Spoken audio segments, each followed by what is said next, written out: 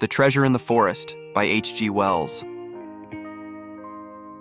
Once upon a time, two treasure seekers named Evans and Hooker set off on an adventurous journey in a small canoe. They paddled through a serene bay toward an untouched island, a place where the lush, deep green forest came close to the beach. The island was surrounded by calm seas, with towering mountains in the distance looking like frozen waves. The sky was bright and clear, making everything beneath it glow. As they neared the island, Hooker, the man with the carved paddle, stopped paddling.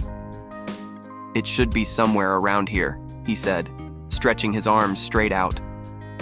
Evans, his companion, sat at the front of the canoe, closely examining a worn yellow piece of paper, a map. He called Hooker to take a look at it. "Look, Evans," said Hooker in a low voice. "Here's the reef, and here's the gap in it." He pointed to the map. "This curvy line is the river, and this star marks the treasure's location." Both men were parched from their journey, and their lips were dry. They studied the land carefully as their canoe drifted slowly. Evan's eyes were half closed from exhaustion, and he started dreaming about the treasure they were seeking. In his dream, Evans saw the night when they had discovered the secret of the treasure. He remembered the moonlit trees, a small fire burning, and three Chinamen talking.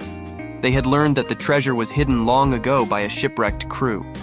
The treasure had been reburied by Chang He, a Chinaman, who wanted to return for it someday. Evans recalled a fierce struggle where he and Hooker had taken the map from Chang He. The dream shifted to a strange and unsettling vision of Chang He grinning and threatening him. Suddenly, Evans woke up. They were entering a lagoon, and Hooker pointed out the landmarks on the map. "We must mark the spot where the river meets the sea," Hooker said. They paddled to the river mouth, and Hooker tasted the water. "It's fresh water. Let's drink," he said. Both men eagerly drank the cool water, relieving their thirst. Refreshed, they pulled their canoe ashore and walked along the beach until they found the spot marked by a clump of bushes.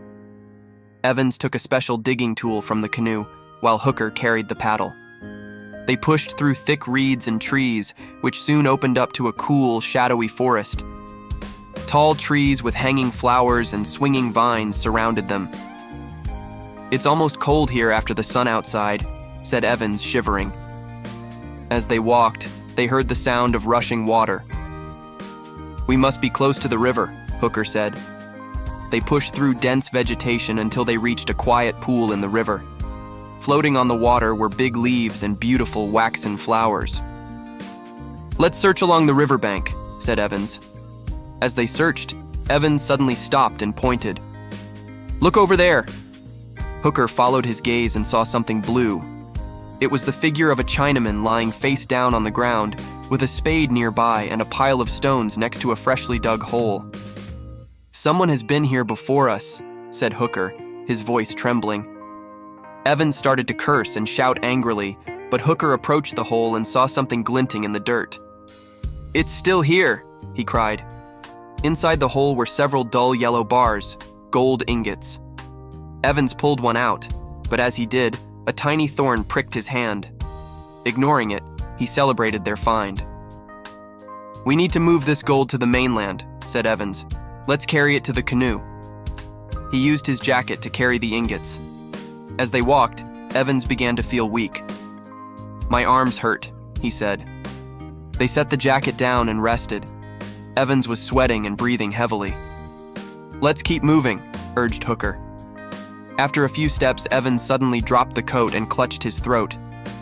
"Don't come near me," he shouted, leaning against a tree. Hooker watched in horror as Evans' condition worsened. Evans fell to the ground, convulsing. Hooker saw a small thorn in his own hand, realizing the truth. The thorns were poisoned. It was Chang He's trap to protect the treasure. "Evans!" Hooker cried, but Evans was already silent. Hooker tried to suck the poison out, but it was too late. The pain spread through his body, and he knew he was doomed. He sat down, resting his chin on his hands, and stared at his fallen friend. High above, a gentle breeze rustled the leaves, and white petals from a flower floated down.